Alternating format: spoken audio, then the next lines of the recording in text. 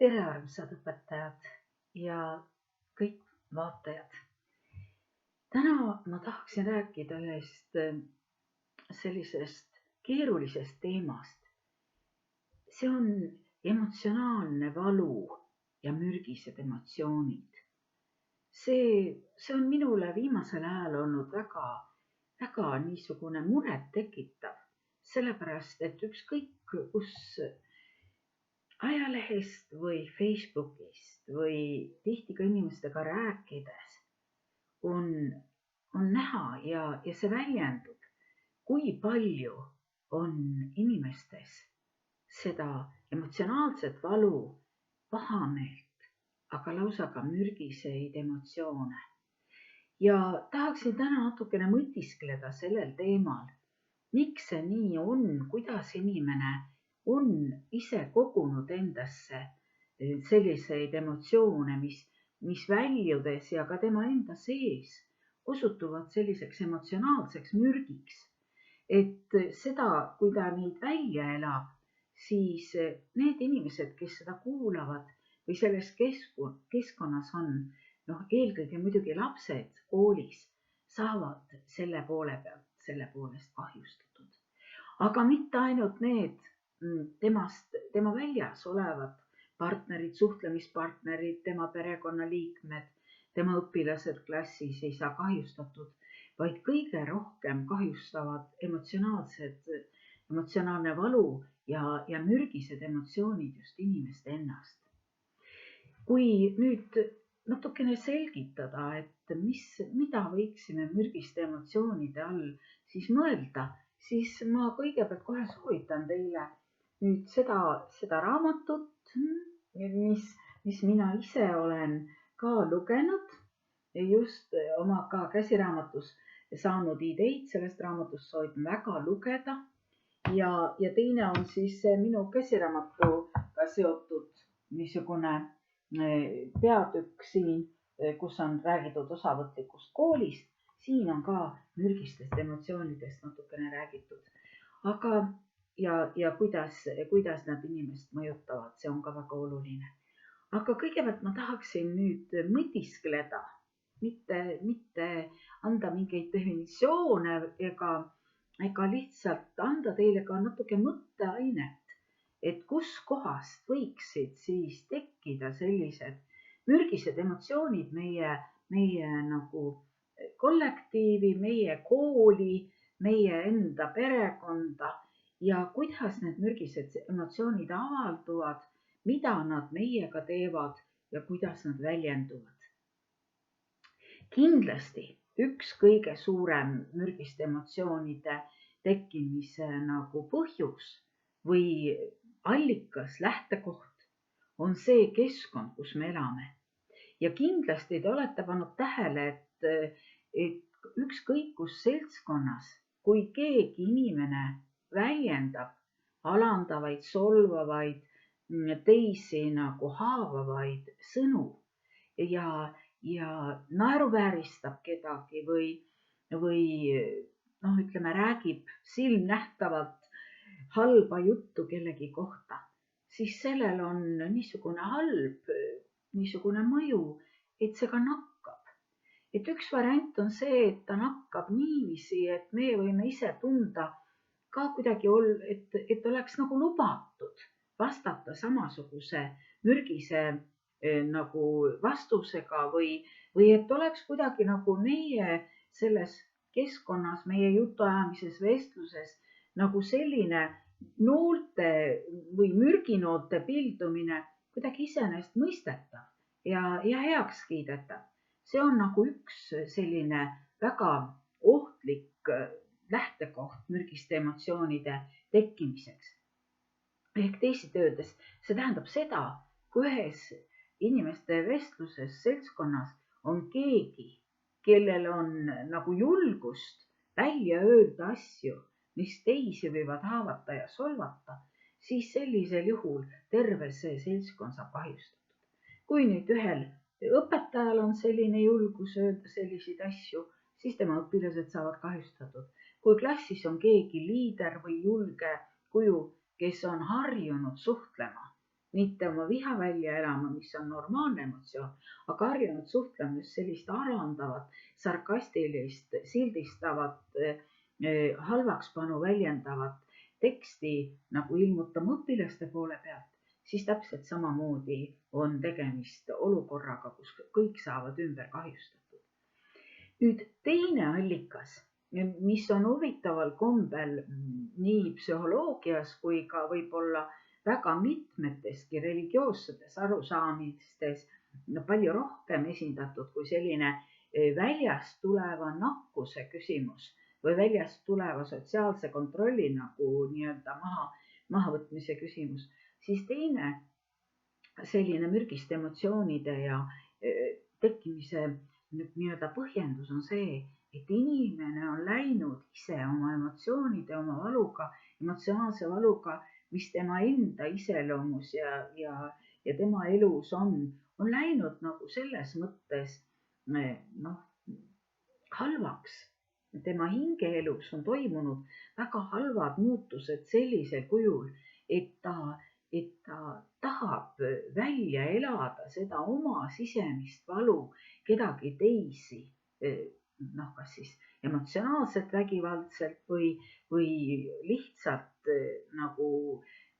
mitte nagu ütleme strateegiliselt emotsionaalselt vägivaldselt, vaid lihtsalt nii-öelda mööda minnes oma valu välja elades teiste pihta. Need on kõik need torkajad, nõelajad, nii-öelda halvasti ütlejad, kus teine inimene on haavatav just nii-öelda väheste sõnadega. Et no sa lollpea, sa ju nii või nii teisiti millestki aru ei saa või ükskõik missugused näited ja need esimene ja teine allikas on omavahel seotud, et kui näiteks lapsepõlves on inimene käinud koolis, kus on olnud üldine mikrokliima selline, et on täiesti okei üksteist haavata sõnadega, siis selline inimene omandabki sellise arusaamise elust, et selline iroonia, sarkasm, pahasti ütlemine on täiesti okei. Ja ma poliitikast üldse ei tahakski rääkida ja ei räägigi, aga ma ütlen, et see väljendub sellise nii-öelda halvaks läinud inimese emotsionaalse sisekeskkonna halvaks läinud viljad väljenduvad igas valdkonnas tema elus. Et te saaksite aru, mis ma taustana mõtlen, siis ma tooksin lihtsalt ühe näite selle nädala nii-öelda avalikust elust või elust, mis on avalikkusega seotud, mis mind väga tõsiselt nagu muretsema paneb, kuidas see inimestel on mõjunud. Et alles sel nädalal oli see Suud puhtaks saade, kus siis arutati metsaseaduse ja metsateemade üle ja kogemata juhtusin ma pärast Facebookis lugema ühte postitust või postitusi, kus täiesti auväärsed inimesed, õppejõud ja väga ühiskonnas tuntud inimesed kasutasid selle saate kommentaaridena selliseid sõnu, mis võtsid täiesti tummaks. Metsamõrtsukas ja nii edasi. Et ütlen ausalt, et ma väga muretsen Eesti praeguse nagu olukorra suhtes, et mis see kõige suurem mure on selle juures, et need sotsiaalsed pidurid on maha võetud ja loomulikuks on just selle kõrgema seltskonna poolt niinimetatud juhtiva seltskonna poolt on nimetatud heaks kiidetavaks üksteise inimlik mürgine salvamine. Ma üldsegi ei räägi nagu probleemide teemast, on olemas väga sellised tähtsad ja erilised probleemid, ükskõik kas on peres või on siis koolis või on ükskõik missuguses seltskonnas kuni riigini välja, kus nendest probleemidest tõepoolest on võimalik rääkida ka väga tuliselt ja kirglikult, aga need jätavad kõrvale selline kultuurne ja haritud inimene, kes ei ole sisemiselt emotsionaalselt mürgine, jätab kõrvale teise inimese solvamise, alandamise ja tema kohased märkused. See on lihtsalt kuritegelik suhtlemisviis, mida kahjuks võime igapäevaselt näha. Ja see ei mõjuta mitte ainult meid täiskasvanuid, kes me neid saateid ja neid vestlusi loeme ja jälgime, aga kahjuks see mõjutab ka meie niisugust oma sisemist emotsionaalsust ja mürgisust, et meil hakkab see endale kontrollimata ka välja tulema. Ja nüüd, kui me tuleme nagu kooli juurde, siis sellisel juhul saavad tavaliselt selle protsessi puhul kannatajaks just nõrgemad. Sest vaadake, kui inimese sees on pulbitseb mingisugune emotsionaalne mürk,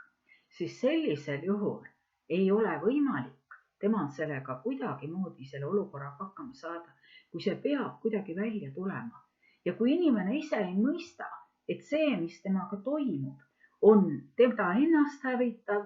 tema tervist laastav, aga veel rohkem tema lähedaste ja tema töökaaslaste halvasti mõju, kui see üldine arusaamine inimesesse hooliva ja lugupidava suhtumise nagu nii-öelda erilisest luksusest, et võib ka täiesti teisiti, nii nagu siis seal ka keegi selles mõttevahetuses ütles ju selle lause, et sõna on vaba ja õudust psühholoogina, kui sõna on vaba teise inimese nagu mürgitamiseks sõnadega, siis me oleme küll sattunud täiesti sellisesse keskkonda, kus peab muretsema inimeste tervise pärast ainult juba selle sõna on vaba selle teemaga seoses. Ma tahan veel kord rõhutada seda, ja tuua esile seda, et inimeste emotsioonid või üldse emotsioon kui niisugune psühholoogiline mõiste on seotud sellega nagu kraadiklaas. Et kui inimese eriti väline temperatuur nii-öelda jutumärkidest, need emotsioonid, mis tema kõrval, tema kaaslastel, tema õpilastel, tema juhtkonnal on, kui need on negatiivsed, siis inimese emotsioonid on ka paratamatult nagu tunnetavad seda ja inimene reageerib sellisele olukorrale, kurbuse, masenduse, aga ka viha ja mõnikord isegi see vorm võib olla selline raev, aga see täiskasvanud inimesel, vähemalt kultuursel inimesel puudutab seda teemat. Kui õues sajab lund ja rahet, siis ta võib rääkida sellest probleemist, mitte ta ei räägi sellest, ei solva naist näiteks või meest, kes on akna eest kardina ära tõmmanud ja sellega ilmneb, et õues on selline ilm. Tähendab, ma arvan, et te mõistate seda vahet. Viha ka emotsioonina, aga ma ei räägi siis mürgist emotsioonina, vaid viha emotsioonina on väga vajalik. See on inimese enesekaitse jaoks vaja, see on nagu nii-öelda piiride panemise jaoks tähtis. Viha on suhtumiste avaldamise jaoks, just selle probleemse olukorra puhul tähtis, on teatud mõttes nagu lahenduste leidmise teekonnal ka mingil moel nagu selline, ütleme, inimlik reaktsioon, kui lahendused, mida pakutakse, ettepanekud, mida pakutakse, on ebamõistlikud või on lausa rumalad või on kahjustavad, siis kõik see emotsionaalses plaanis on normaalne, aga ei ole õigustatud, aga põhjendatud ega inimese enda, vaid inimese enda seisukorda näitab see, kui inimene reageerib olukordades, kus on vaja läbirääkimisi pidada, arutada, ka koolis õpilastega omavahel suhelda, kui siis õpetaja reageerib mürgiselt. Ja nüüd, kui me räägime sellest, et mis see mürgise inimese nagu eneseanalüüs peaks siis temaga ette võtma, siis ta peaks hakkama kõigepealt analüüsima seda, milliseid salvanguid või millist jutumärkides siis temasse nagu suhtumist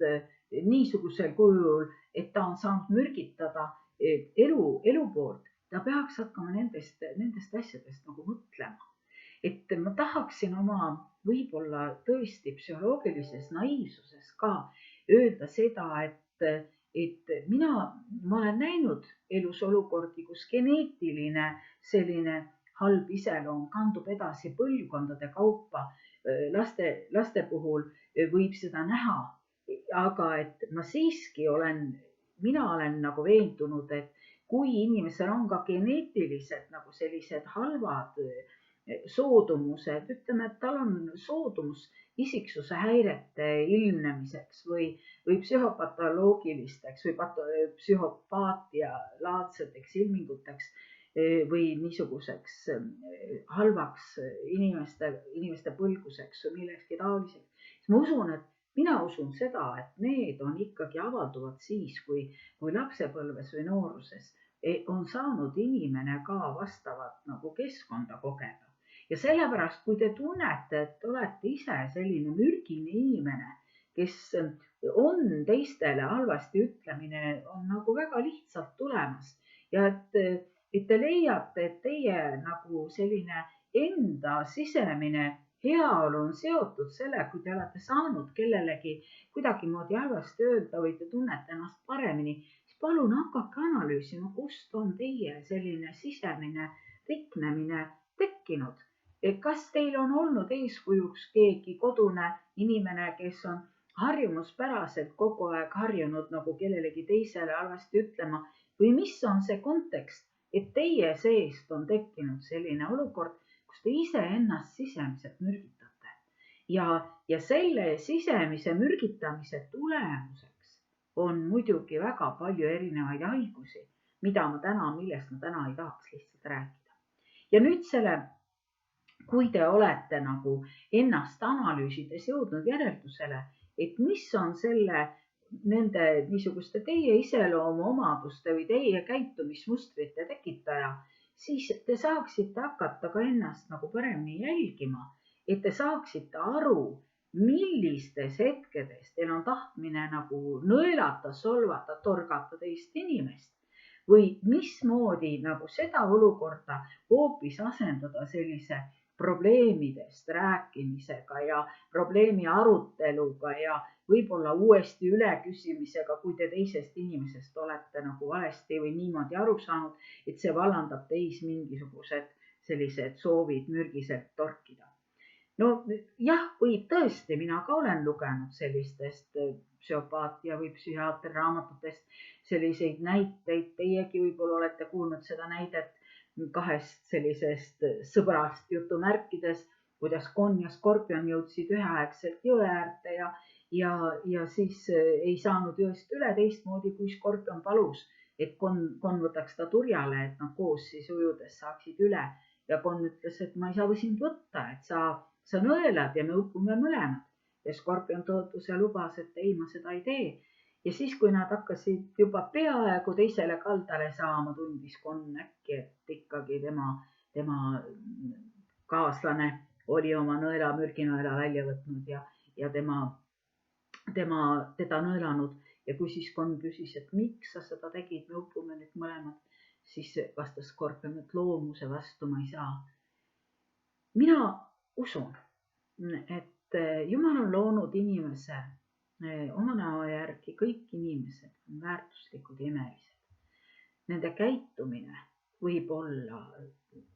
tänu paljudele põhjustele ka väga, väga valutekitav, emotsionaalselt valutekitav. Aga mina usun naiivselt seda, olgu see naiivne või olgu see minu kui psühholoogi kogemus elus, et inimesed võivad muutuda. Kui inimene tahab muutuda selliseks, et tema ise oma tegevusega ennast ei mürgitaks ja teisi ei mürgitaks, siis mina usun ja loodan, et ta saab seda teha. Aga väga suur osa on siin ka olemas tema ümbritseval keskkonnal ja sellel, kes siis selles keskkonnas teda aitavad muutuda. Ja just selle mürgiste emotsioonide raamatu nagu kõige suurem väärtus minu jaoks on selles, et siin on räägitud, kuidas moodi on võimalik organisatsioonis aidata inimestel muutuda. Ja kui nüüd kooli näite tuua, et siis organisatsioonis kõigepealt peaks olema selline psühholoogilise mikrokliima analüüs ja suhete analüüs ja nende inimeste nagu välja selgitamine, kes teistele kogu aeg tekitavad emotsionaalset valu, kes rikuvad inimeste omavahelisi suhteid, kes räägivad inimesi selja taga, kes ütlevad personaalselt teise inimese kohta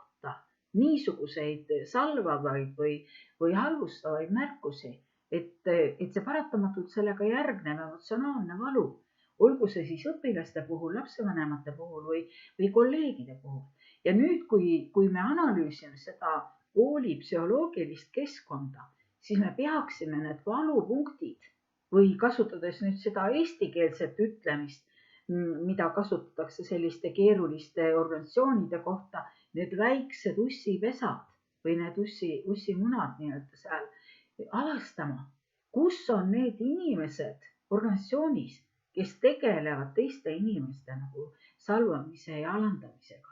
Ja selles mürgiste emotsioonide raamatus räägitakse siis järgmise nagu võttena, mida ka, mis rollis ka tihtipeale psühholoogid peavad olema, kus on tegemist siis organisatsioonis teatud valuohjajatega või mürgikäitlejatega või siis lepitajatega või suhete parandajatega, et on olemas neid inimesi, kes ka loomu poolest, ma küll ei oska loodusest ühtegi näidet tuua, kes võiks olla selline, kes on võimeline nagu ussimürki töötlema, aga on ju ka neid loomi, kes söövad või linde, kes söövad mürgiseid madusid. Et järelikult nemad peavad olema võimelised sellist olukorda nagu muutma ja mina ka olen näinud inimesi, kes suudavad teiste inimeste nagu oma tugeva sellise enesekaitsega ja tugeva nahaga nii-öelda jutumärkides suudavad hakkama saada nende inimestega ja mitte tähele panna ja mitte emotsionaalselt valuliselt reageerida, kui nende läheduses on keegi selline inimene. See on eriline iseloomuomadus, see on eriline nagu minu arvates isegi lausa kutsumus või olla lepitaja, olla nagu selline valutöötleja, nende jutuajamiste tõlkija, mis inimesi on tekitanud, inimestes on nagu mitte vastastikust mittemõistmist tekitanud ja vallandanud kuidagi halva üksteisele ütlemise. Need valukäitlejad või mürgikäitlejad ja valujuhtijad, ohjajad, need inimesed peaksid organisatsioonis olema eriliselt hinnatud, sest nemad on nagu need sillad või see õli või see määre või see vastumürk sellele organisatsioonis toimuvale negatiivsetele suhetele ja vestlustele. Ja nüüd, kui koolis on need inimesed olemas, siis nemad loodetavasti, ma küll ei usu, et üksinda, aga olles kas või paaris lepitajad või suhte nii-öelda korraldajad koolis, sisesuhete korraldajad koolis, nad vastastikku või meeskonnana on võimelised vähemalt mingil moel ja mingite inimeste käitumisviise nagu korrale kutsuma. Loomulikult selles mürgiste emotsioonide raamatus räägitakse ka nende mürgikäitlejate tervislikust olukorrast ja sellest, kui palju nende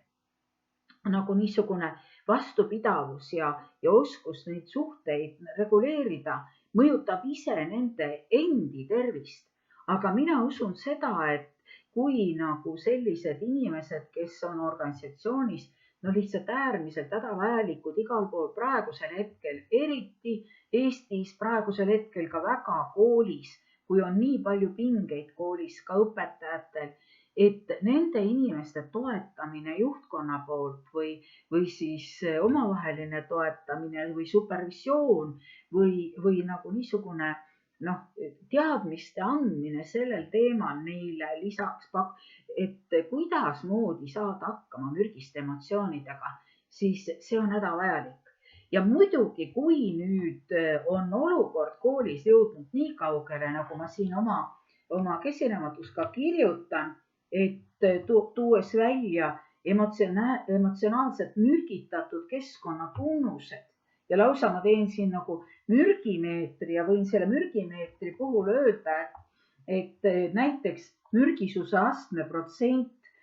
ja tunnused koolis, et kui võib öelda, et 100% on suhted mürgised, et siis väljaspool kooli teatakse,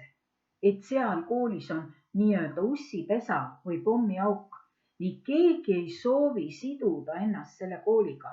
ja koolist lahkuvad viimased mürgikäitlejad ja paremate suhetega seotud eestvõitlejad.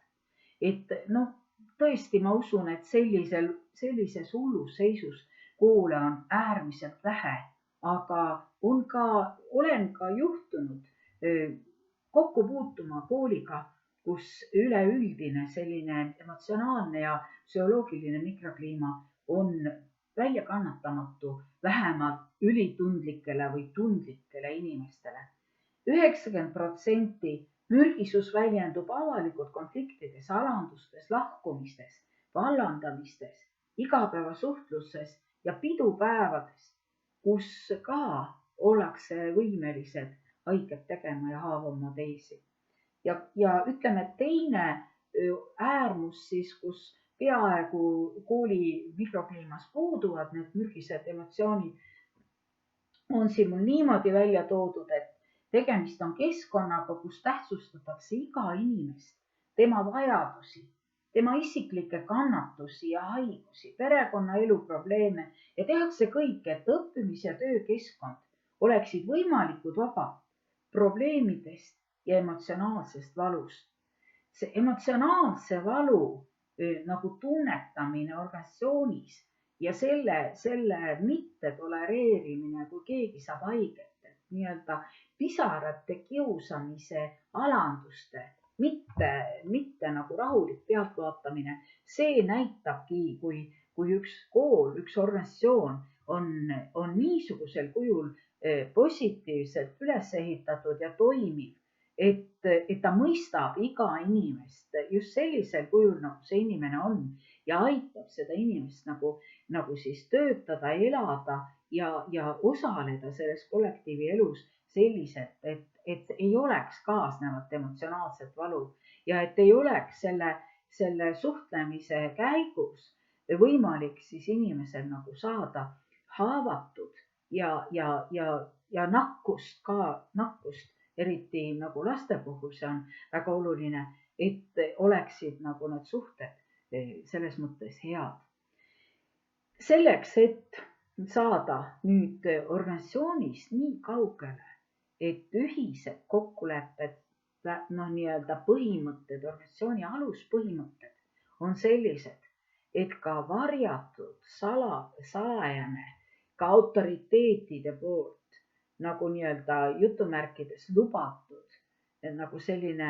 inimestega omavaheline suhtlemine või inimeste kohtlemine. Olgu need inimesed nii keerulise elusaatusega või nii halva käitumisega, ükskõik kas otseses või kaudses mõttes. Et see organisatsioon, kus selline nagu need kokkulepped on olemas, on tehtud ja ei ole lubatud üksteisele halvasti isikupäraselt või isiku kohta sellist ei tagasisidet anda ega märkusi teha ka näiteks e-koolis või stuudiumis seda tüüpi märkusi teha, siis see kool on selline, kus inimesed tagantjärgi, kus lapsed tagantjärgi võivad ka öelda, et see õpetaja ja minu klassijuhataja oli soe inimene, oli mõistev inimene. Ta kunagi ei alandanud, ta kunagi ei teinud niisuguseid märkusi, mis oleksid pannud mind nutma või pannud mind vihaselt koolist minema või et meie kool oli selline, kus tõesti ka kõige nõrgemad ja kõige nagu haavatud, elu poolt haavatud ja võib-olla katkise iseloomuga või isiksusega inimesed ei saanud enam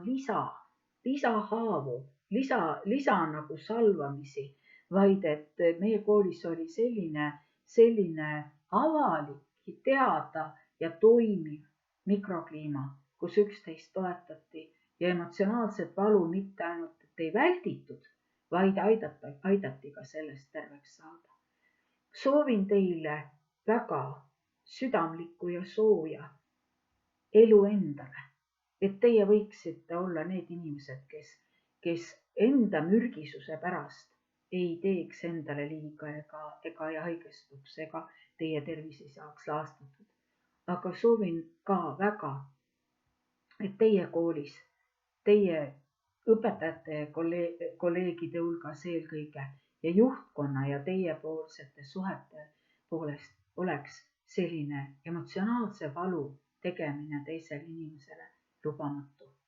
Kõike head teile ja julgust ja jõudu olla teistsuguse mikrokliima ja käitumismustrite eest kõneleja ja eesnäitaja meie Eesti elus, et me ei oleks selle elu moodi, mida meile praegu meie nii-öelda kõrged autoriteedid ette näitavad. Kõike head teile ja päikest